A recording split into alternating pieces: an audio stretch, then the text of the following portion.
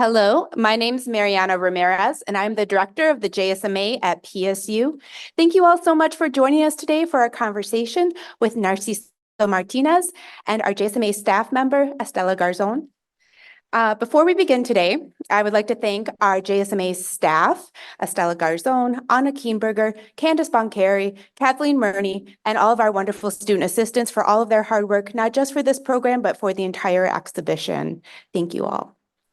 I would also like to recognize Paul Mullowney for reaching out to me to organize this event.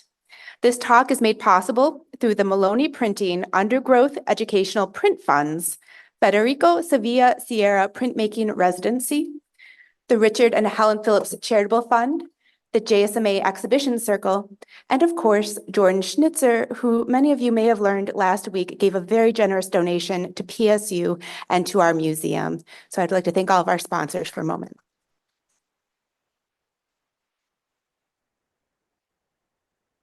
Narciso's two works, Sunday Morning 2 and Self-Portrait in La Cherry with Strawberry Fields Forever in the background, are part of our exhibition, Labor of Love. This exhibition examines hidden labor. So that is labor that is under-recognized, underpaid, and under-regulated. This is such a timely topic as we have learned that the people who passed away on the Key Scott Bridge were Latino migrant workers. I think for many of us, when we heard that one of the surviving workers refused medical care, we guessed who was on that bridge at 1:30 a.m. in the morning. Even closer to home, we know through recent investigations by the New York Times that child migrants are being put to work in dangerous roles at dairy farms in Oregon and Washington state. I bring this up to share the types of dangerous work that migrants are often exposed to, but also to share the ways in which artists and our exhibitions here at the JSMA are able to address issues important to our communities. Based on his own experience as a farm worker, Narsiso Martinez sheds light on the difficult work experienced by migrant farm workers, as well as their many contributions to our food systems. Despite the difficult position these workers are put in, Martinez still manages to portray them with dignity and pride. He was born in Oaxaca, Mexico, and came to the U.S. when he was 20 years old. Over the next decade plus, he earned his high school diploma, associate's degree from LA Community College, BFA, and MFA from California State University, Long Beach. His work has been exhibited internationally and is in the collections of the Hammer Museum, Crocker Museum, JSMA at UO, and many others. He was awarded the Frieze Impact Award in 2023 and was also on PBS last night for any of you that may have seen that. Our conversation today will be led by our amazing colleague and friend, Estela Garzón. In her role as gallery coordinator, Estela works to cultivate positive and thoughtful visitor experiences and to challenge the many invisible layers that are prevalent to entering museums. Continually researching new strategies and procedures to make the museum more accessible is an integral part of her work, and she is amazing at it. Estela graduated from University of Oregon, where she earned her Bachelor of Arts in Cinema Studies. And as much as she enjoys reading embroidery and watching bad horror movies with her husband, she spends most of her time snuggling with her wonderful dog, Lilo, of which we have a picture of Lilo in our back office, and we look to him for inspiration when we have difficult days. Please join me in welcoming Estela and Narciso.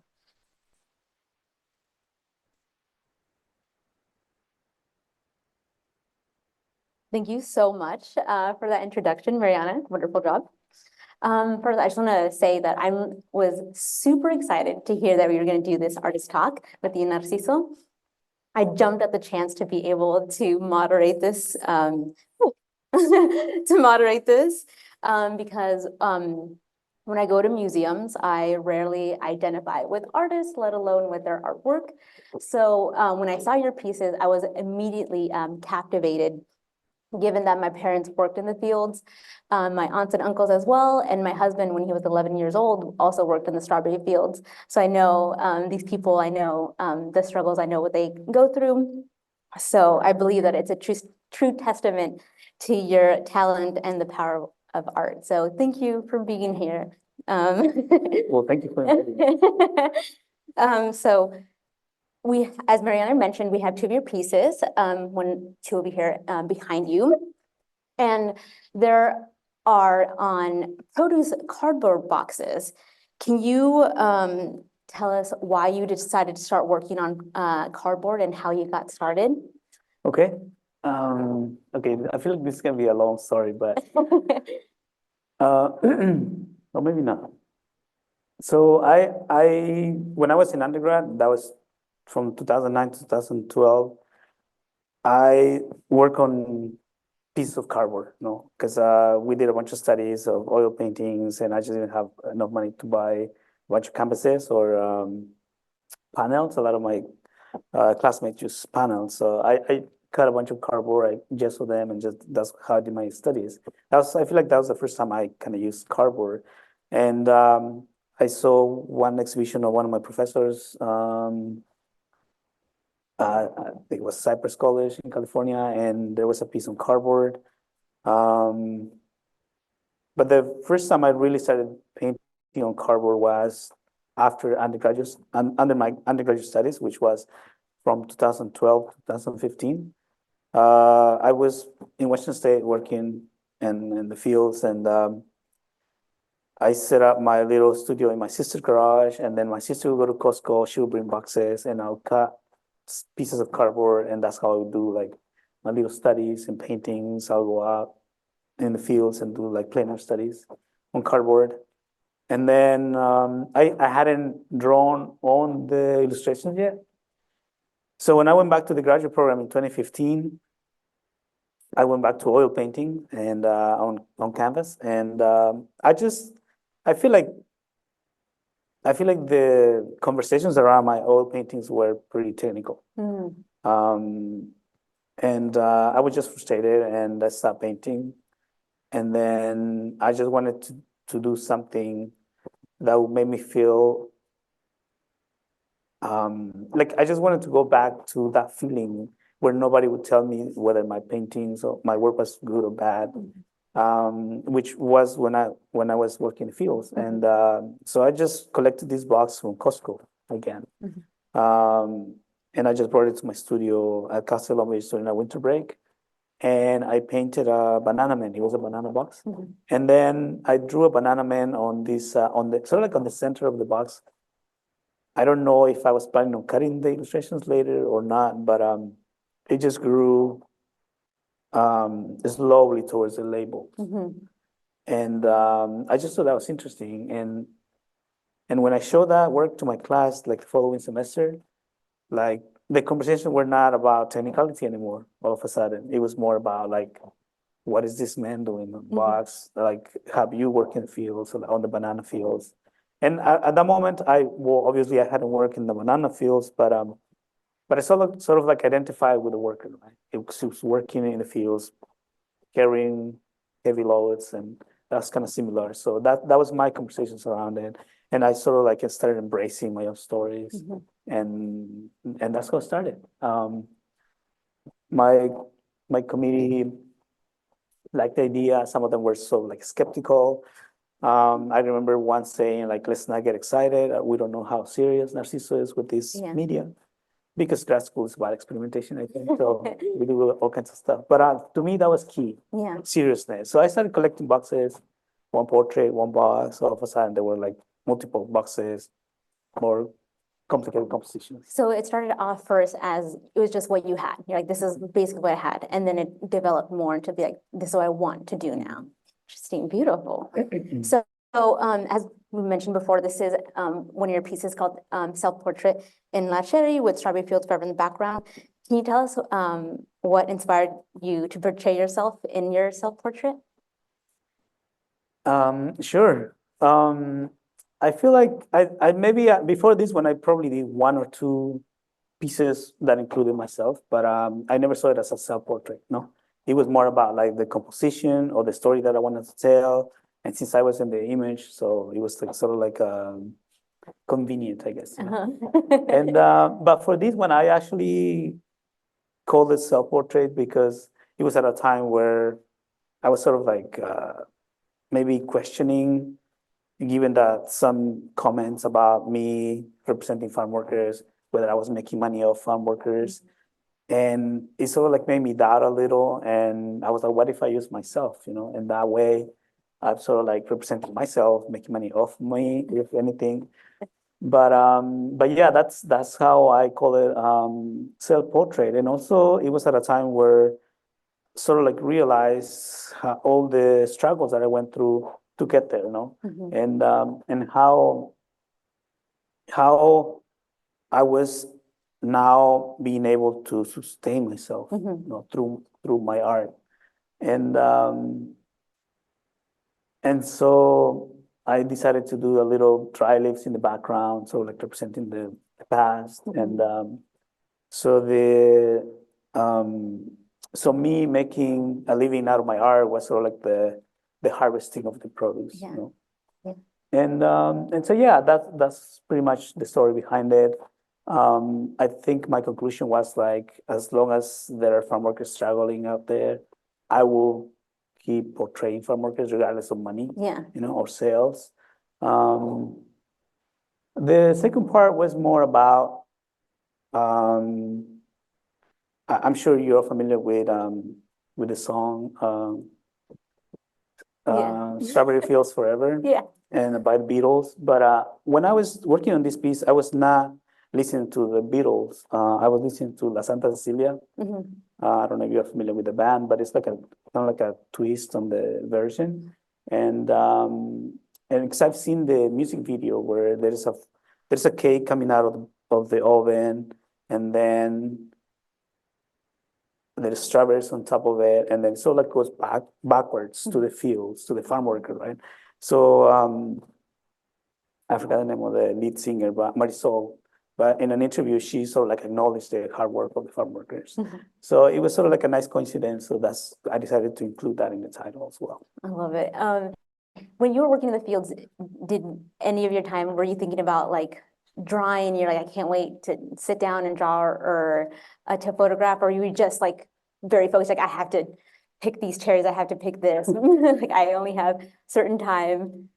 I think all of the above. Oh, the above, yeah. Yeah, I think it's like frames. So like my vision was like frames, right? Like I see this bunch of cherries, so I need to pick them, but also like, oh, that's a nice composition, right?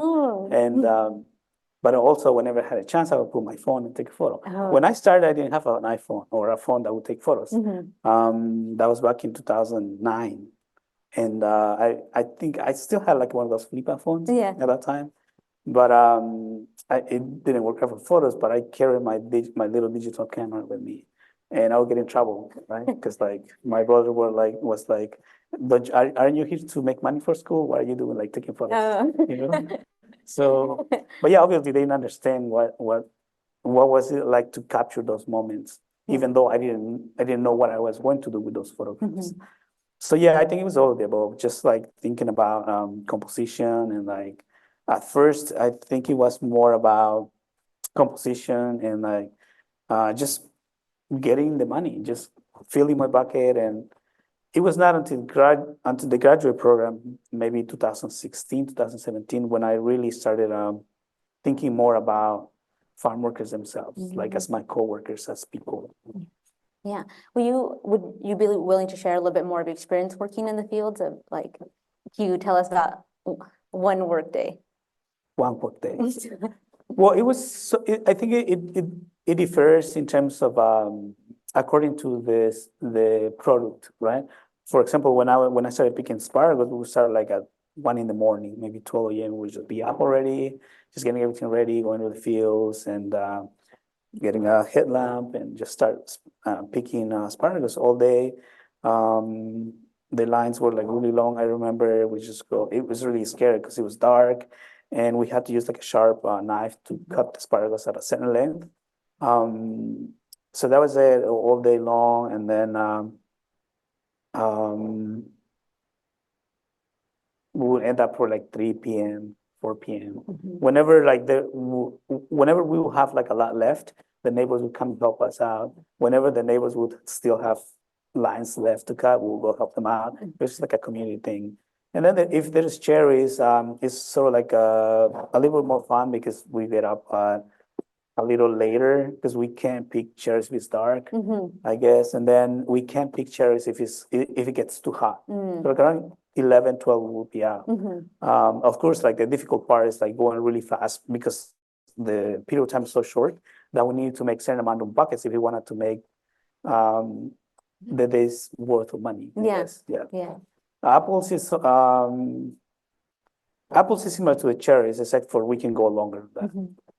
My dad, when he would pick cherries too, and now he's sick of cherries. because he picked I still on have them. my what's Yeah. it called? Callus? Yeah. My dad had callus and like scars of Yeah. all that, trying to do it so quickly, you know, because like they would get paid by like the pound, Mhm, so it's like you have to do that really quickly. Yeah. So in this exhibition, as Marianne had mentioned, that the featured artists produce work that aims to expose and highlight labor practices that have been historically and systematically concealed from the public sphere and rendering these workers invisible. What does invisible labor mean to you? Well, I literally Googled that earlier today, but it's sort of like Marianne mentioned, right? Work that is underpaid, work that is not spoken about when workers get taken advantage of. That's sort of like invisible labor. And I think that's a lot of that is happening in the fields, obviously in other areas of the workforce too, like construction workers in the kitchens, like dishwashers or like busboys, how they get underpaid, they're mistreated. And so, yeah, I mean, in the fields, I think the worst is the documented status of the farm workers, right? A lot of them are undocumented, so it's kind of like hard for them to speak out about working conditions, so asking for more money, things like that, and yeah, so that's kind of hard. Do you think now, because like when you go into grocery stores, when you like get your produce and your vegetables, do you ever like think of it like who picked this?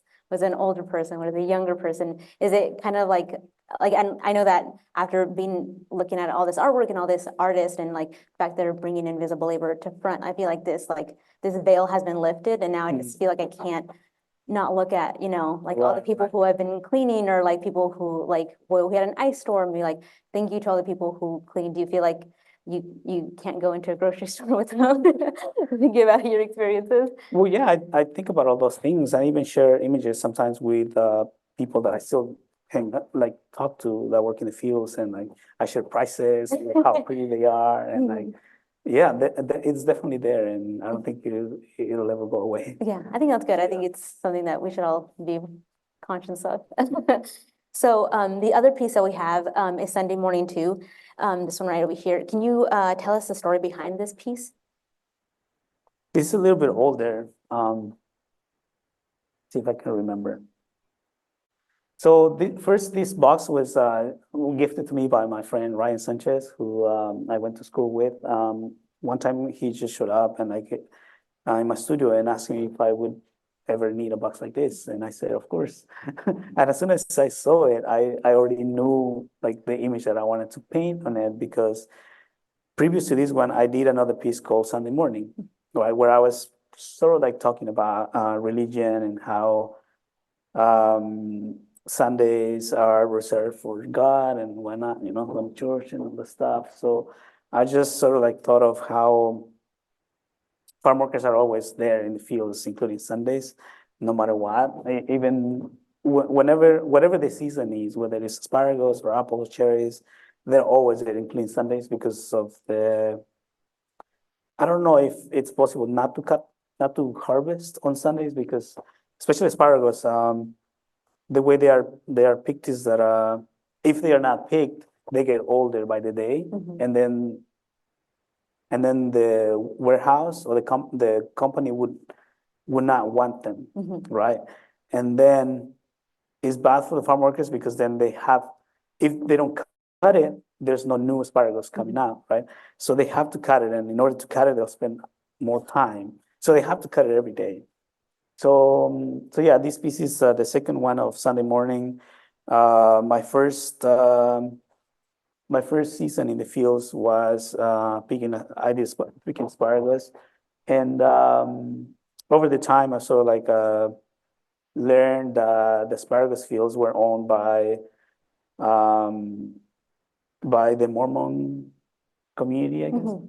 Well, the owners were Mormons, and like this small community was really not, I wouldn't say controlled, but influenced a lot by by the Mormon community, and so I learned that they always preach that Sunday is important for the family to get together and to go to church, and like, and yet being the owners, they would not allow the farm workers to stay home with their family. So I thought that was kind of like a contradictory thing.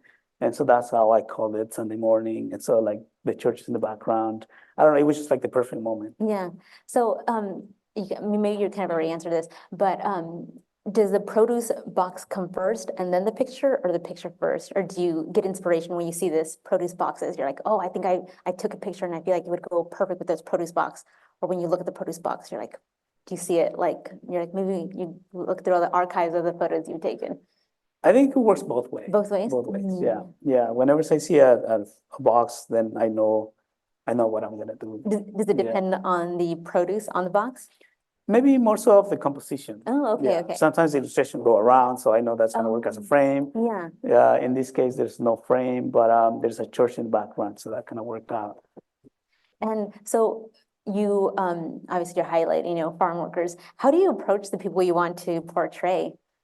Or how do you choose them? Well, like I said, I think I go through my images based on the composition. Okay. Like for example, this one I knew it sort of like worked out the way I wanted to, because I saw the box and I remember this image of a person sort of like kneeling, and I related that to Catholicism, and how like Catholics go on these I don't know what they call them, but like they sort of like walk on their knees. Oh, yeah. In those places, but which is kind of crazy, I think. But that's what they do, and then I thought that I could bring that into the piece as well. Yeah, no, like when I was in the fields, people over the years, people knew that I was an art student. Like people knew that I would draw, because I bring my sketchbooks and I just go into the fields, and like whenever I had a chance, I would do sketches.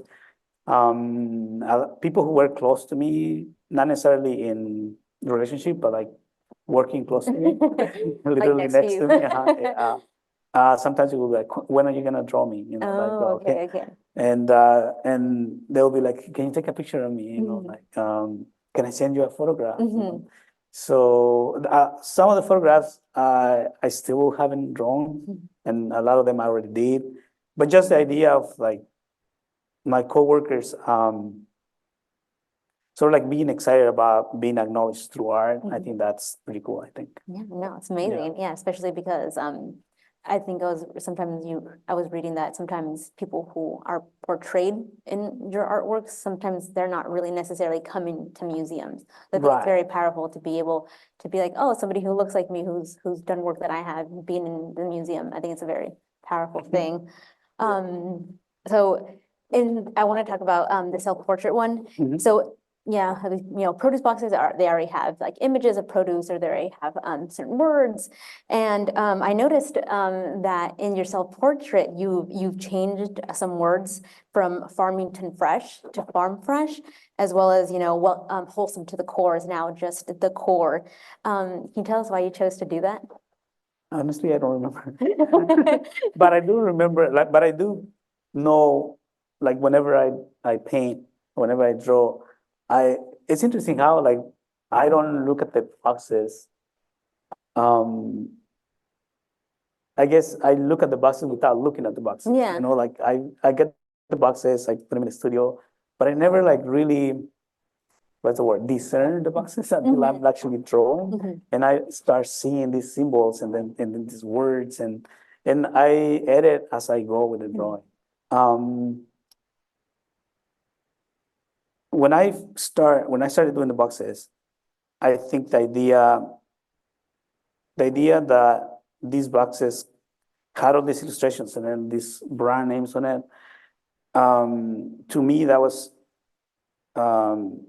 powerful enough to bring the farm workers next to it, as to like have this conversation not only visually but also conceptually, I think. And so that's like the important part, I think, for me. And then it comes the editing, Oh, right? okay. So sometimes I see a funny looking character in the box, so I will leave it. Like the core, if I leave the core, maybe I was thinking about how the farm working community are the core of the food production. Yeah, yeah, Things like definitely. that. Yeah, I think it's a testament that like when we're doing tours that people will point it out, they'll be like, oh my gosh, like I think that's what's really beautiful about art. It's like you might see it, a couple times and you might not notice something the first time that you notice the second time. So it's ever changing. I feel like with your pieces, there's like there's a lot to discover. There's a lot to discover. So I mean, it's evident that you've brought, farm workers to the forefront and acknowledged their hard work. Is there any changes that you would like to see in the labor force? Any change? Well, that's a big question, Like I feel like I don't know. I feel like I mean, speaking for the farm working community and given the amount of people that I got to know working in the fields, being undocumented, including myself, I think that really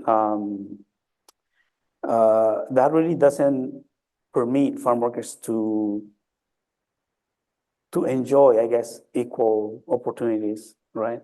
So I feel like documents could be something I'd like to see in the farm working community, and not only in the farm working community, but in all the workforces that exist in the United States. I feel like by not having those documents, people lack education, even like education, like healthcare, or sometimes even a driver's license.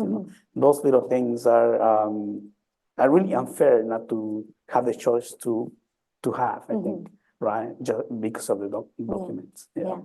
So is there any, I just love asking this question to artists, but is there anything you want the visitors to take away from your artwork? There's like one thing, maybe two. I feel like the same thing. I think acknowledgement of the farm workers, maybe just seeing, hopefully they'll see their humanity and yeah, and empathy. I feel like maybe hopefully if there is like legislation that will help them achieve those equal opportunities, maybe they'll go for it, And we were talking a little bit about how you're wanting to go to other countries to look at farm labor. Is there any country that you're like, I want to go to first? Well, there are many, but I think coffee, I like to visit the coffee plantations. No, Colombia. Yeah. Well, can't wait for that. I think, I think coffee is like a very popular thing, like that I enjoy a lot, and I like to acknowledge that in an artwork. Yeah, I mean, people are obsessed with coffee, so I don't drink coffee, so I don't get it. Paul Mullowney, Mullowney Printing helped arrange this artist talk and also invited you to Portland for a 2-week residency. Can you tell us about the work you're doing with Paul? Or if not that, can you tell us what you're currently working on? Well, for the residency, I'm gonna do a life-size portrait, and I guess for now that's all I can say. We'll see how it goes. But I recently finished a big piece for an exhibition called Under the Same Sun, which is gonna open April 20 in Solvent, California. And it pretty much okay, I'll try to describe it. So it's pretty much like a whole wall, and it's one of those walls that has what is it, a canopy? Like like this shape, right? So, and it has an actual door, sort of like on the center. So when I first saw the space, I immediately thought of like having like a dinner party on top of the door. And it's interesting because like we're talking about the boxes and what comes first, but I remember having all these orange boxes that were black. So all the black boxes are above the door, and they sort of like depict a dinner party.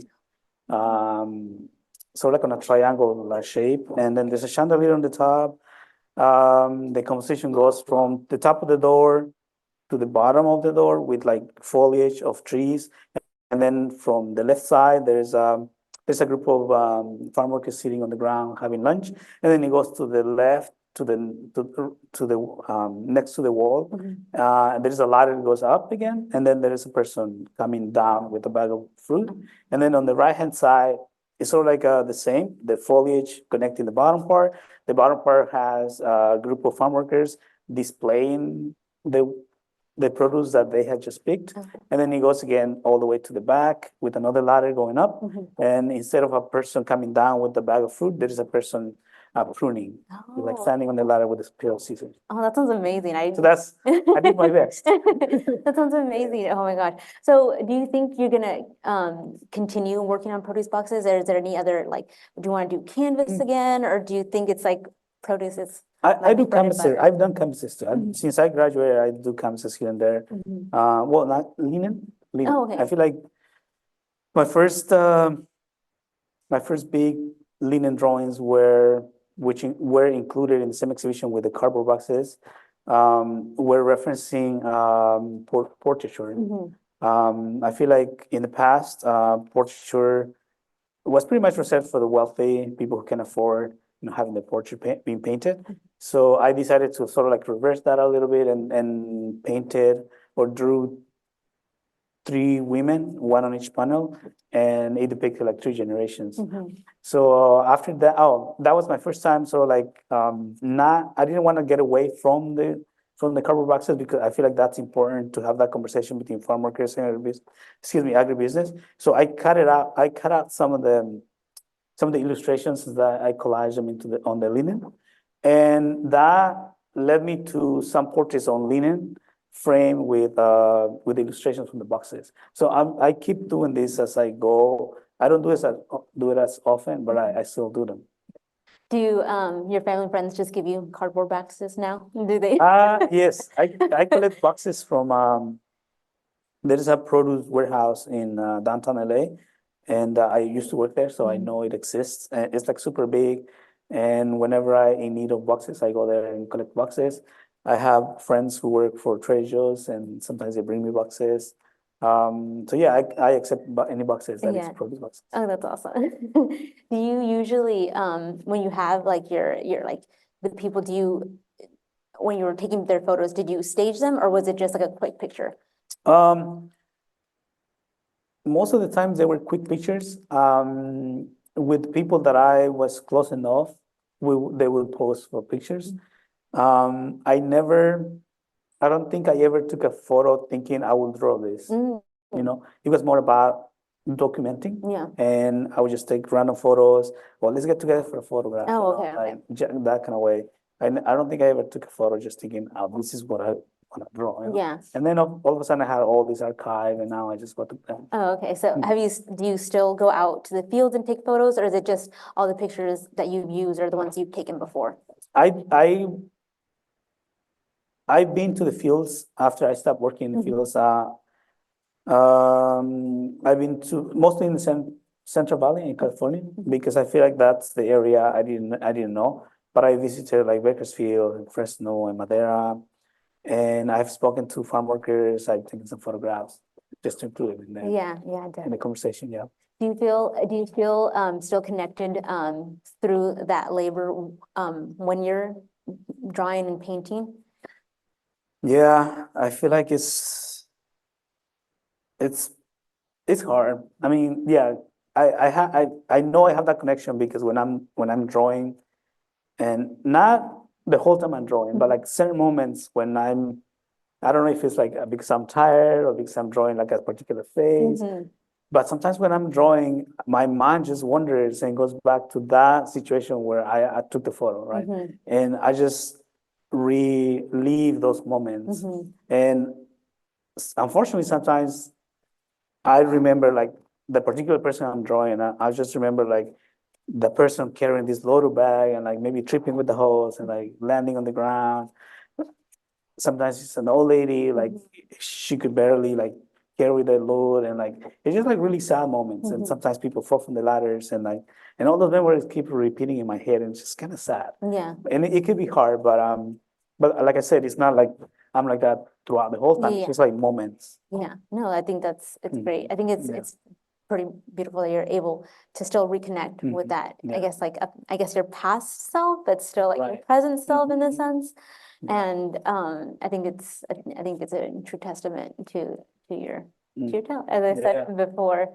Yeah, definitely. Okay, so we have about 5 minutes left until we do our Q&A. So I think one last question that I wanted to ask you was, do you ever portray your family in any of the characters in your work? Yeah, have you ever portrayed them? I do. A lot of times Do they know, or do you not tell them? Sometimes I don't tell them. Sometimes I do. I think the main goal is to represent a community. So sometimes it's my brother, but it's also not my brother. It represents a group of, people that does the same kind of work. Yeah. And hoping that when anybody who works in the fields or have a relation to someone who works in the fields or like someone who eats, can see the work and like acknowledge that work, acknowledge that person. Is that kind of why you also kind of obscure the faces as well? The person can like place themselves in your artwork in a sense? Or is that just because they had to cover their faces because they're working? Well, it's interesting because not necessarily, like yes and no. Sometimes I do want the person that, according to the story that I'm telling in the piece, according to the number of characters that it's in the piece. Sometimes if most of them are covered up, I will remove, the bandanas or the masks so that people can see their features. I'm just trying to bring. Not that I'm trying to lie as to like this person had a bandana and now doesn't have a bandana. It's just more so the realities of the fields. Like some people wear their bandanas, because of pesticides or the weathers, but many people like can't work with the bandanas on because people have to work really fast, and if you're sweating and there's dust, goggles get foggy, like it's hard to breathe with something on your mouth. So sometimes people just remove them for the sake of making money. So it's kind of sad. So that's what happened in the fields, and I try to bring that onto the work, and that's when I decide like, oh, I'm gonna remove this person's not because it's not like that, but maybe some of the person character in the work is already representing that, and I want to make the work sort of like interesting. Yeah, that's awesome. Thank you. Thank you so much. Thank you so much. It was great having you here. Yeah, with you. thank you. Thanks for what you say.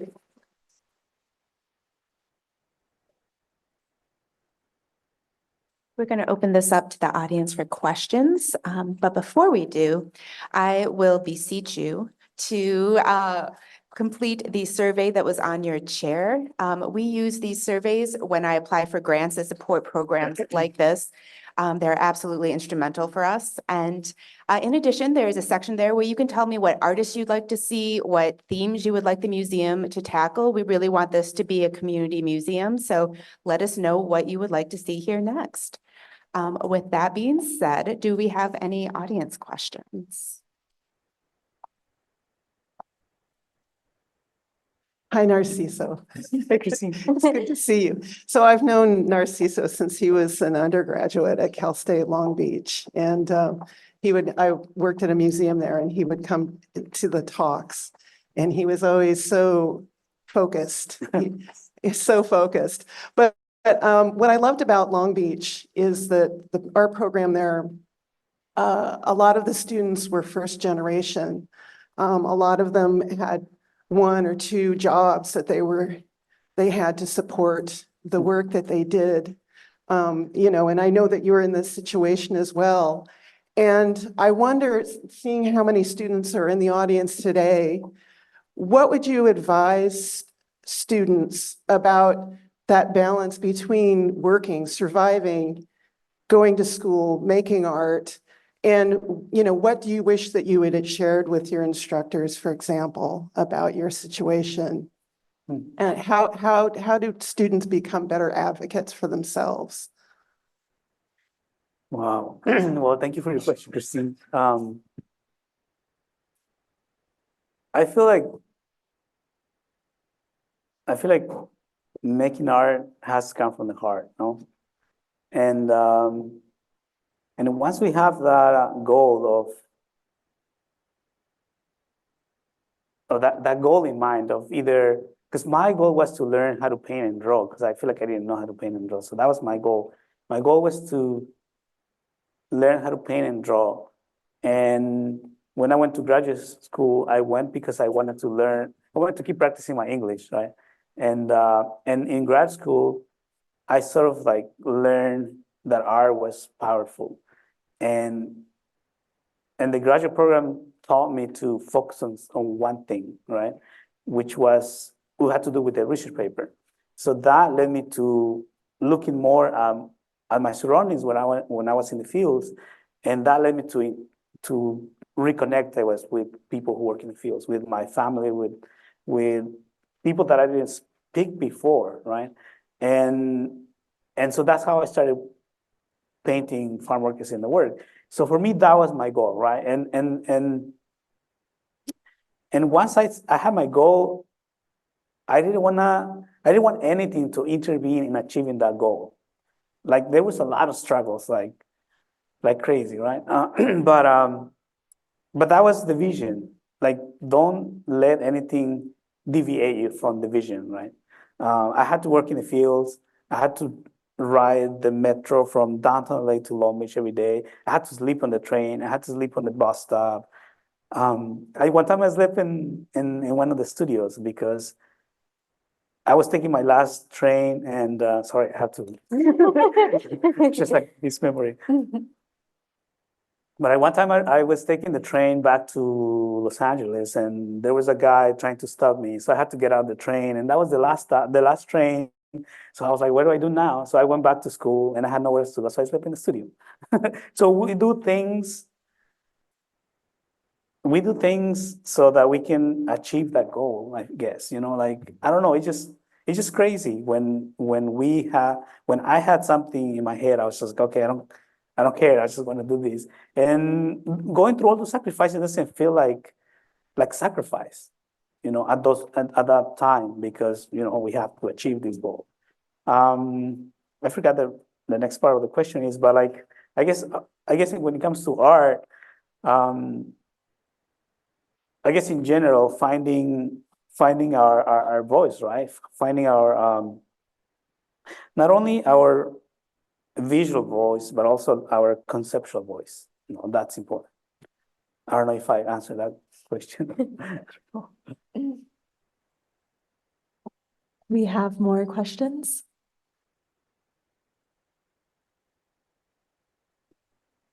Hi, Narciso. I can. I'm wondering, do you consider yourself an activist? Not necessarily. I think I'm really. Maybe I have the right conception of activist, but I feel like I'm always shy. I grew up really scared of things. Activists are right there in the forefront of, like, you know, fighting for rights, and I don't see myself doing that. Maybe, but maybe indirectly, you know, yeah.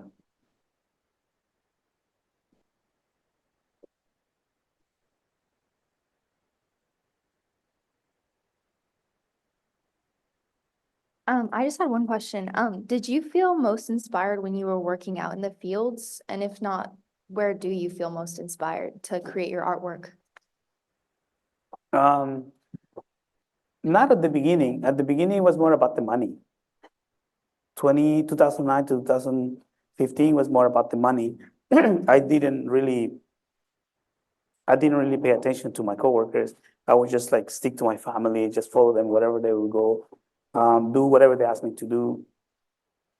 Excuse me, but during the graduate program, like I mentioned, when I realized that I could do something for the community through art, that's when I will get inspired. Like, I will just like get as many stories as I could, meet as many people as I could, I even left my family and I got my own car and I went to my own orchards and I looked for my own jobs just so I could be more involved with the community. I feel like that's inspiration. I was like trying to get to know people, their stories, and see how can I bring those stories to different audiences, I guess, in this case was school, but like I could already see the possibilities, Yeah.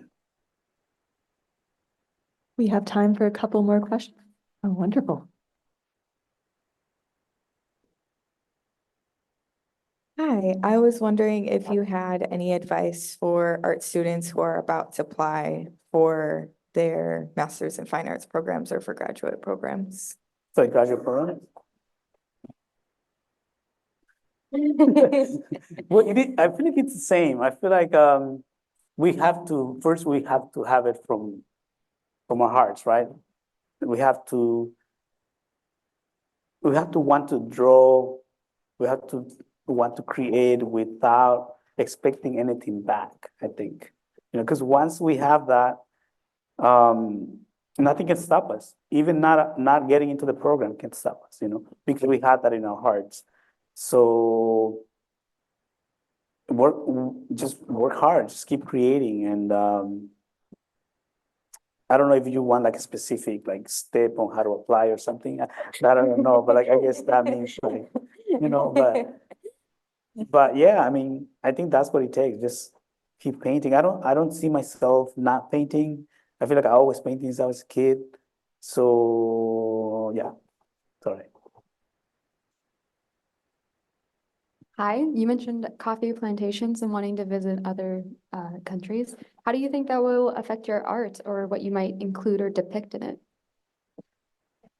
How would that affect my art? Well, I feel like I grew up in a small, village, like going to the field since I was a kid, and we would plant like corn, beans, and my community was like really was poor. And as I go on with my life, I learn of other people who work in the fields in other countries, and it seems like their lives are really messed up. I feel like they're always like at the bottom of the social strata, like always struggling. So I feel like we need to know about it. I feel like raising awareness about it is my goal, and just want to include it in the community of farm workers and just having more like in the same space, having all the same space and yeah, and just speak about it because I don't think it's normal and I think it shouldn't be like that. Yeah. Hi. Hi, Narciso. So I've known you since you graduated from Cal State, and I've watched your rising star, and like you're getting some amazing coverage and getting a lot of institutions interested in your work specifically and the general topic. I'm wondering how your professional life is changing and how it's changing your art practice as it's getting bigger, as you're thinking more globally, as you're thinking about other communities and other perhaps social or work systems. Has it changed your practice? Is it expanding in ways that you weren't expecting, or do you want to keep it small? Like what does that look like? Well, my life has changed, definitely. I don't have to borrow money to pay the rent, or I don't have to eat whatever's available, but I can eat what I want to eat. In terms of the art, I think, and I gotta say, I wish everyone has that. I wish everyone can achieve that to the level of having those options and doing it because you want to do it, not just because it's the only thing that you can do. Sorry, that probably didn't make sense, but yeah, in terms of my art, there's a lot of pressure. I gotta say, there's a lot of pressure right now, and but I think so far I still want to do my own thing.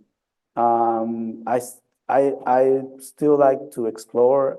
I feel like I've always been like, not necessarily crazy experimental, but always like adding a little bit to the work that would challenge me, you know, because I feel like life is interesting when you're being challenged. So I do something different to my art. I include something different every time. Not crazy like at once, but like little by little. And I like that. I feel like there's a lot of pressure for creating bigger pieces or like different pieces or almost like an assembly line of work, you know, and I don't want that. I don't want that yet, at least. So yeah, I still like, because sometimes I don't even know what I'm doing with my art. You know, how would I tell somebody what to do with my art? So yeah, for now, I think keep it the way it is, keep evolving slowly, and we'll see what happens. No, I feel like if I go somewhere else, I will start all over again, you know, because it's gonna be a whole different situation, I imagine. And in order to sort of like easy my way into it, I will start from the beginning. Yeah. Yeah. Okay, well, thank you for all the questions. Thank you, everyone. And